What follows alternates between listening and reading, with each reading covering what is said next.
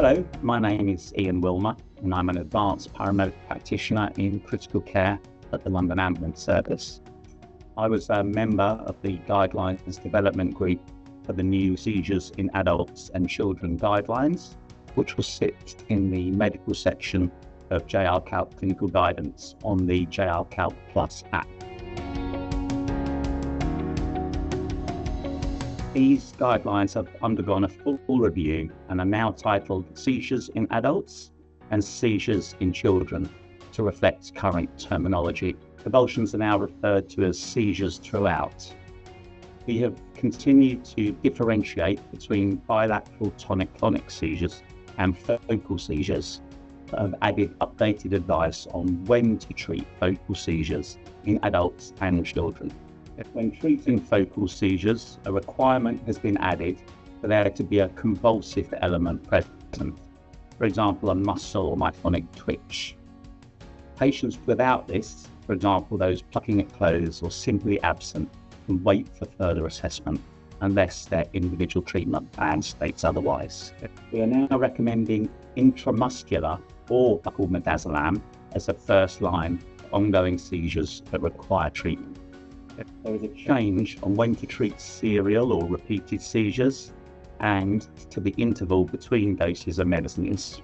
There is also additional detail on how to dose patients who have received the previous benzodiazepine, depending on whether that was in the last 4 hours. We've moved away from the old reference to psychogenic non-epileptic seizures. We're now using the preferred terminology for these, which is functional or dissociative seizures. These guidelines have been updated as part of the 3-year cycle of review and to ensure they reflect current terminology and evidence-based best practice.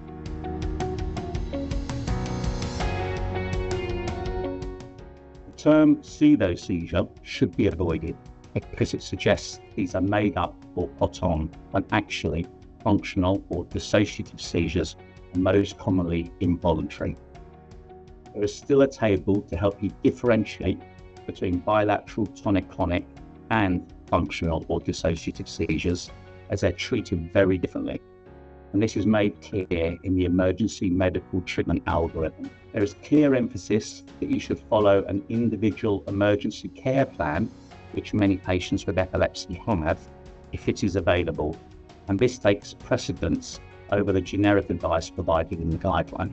Bilateral tonic-clonic seizures that have not stopped after 5 minutes, or 2 or more seizures without recovery in between, are defined as convulsive status epilepticus, and this is a medical emergency that may cause irreversible brain damage and requires rapid treatment.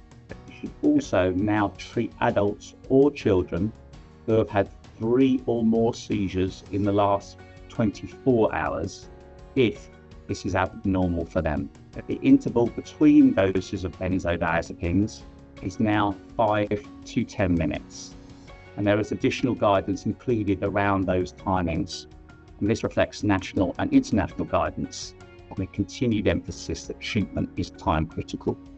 In adults, if a patient suffers focal seizures that last over 10 minutes with some element of convulsion, for example, a muscle or myoclonic twitch, and impairment of consciousness, these should be treated with benzodiazepines in the same way as bilateral tonic-clonic seizures. Children currently having focal seizures that last over 5 minutes with some element of convulsion should continue to be treated regardless of whether they have an altered level of consciousness or not. And finally, there's an increased emphasis on continual monitoring of patients who have received benzodiazepines for adverse effects, especially with respiratory depression, and being constantly prepared to support their airway and ventilation if required.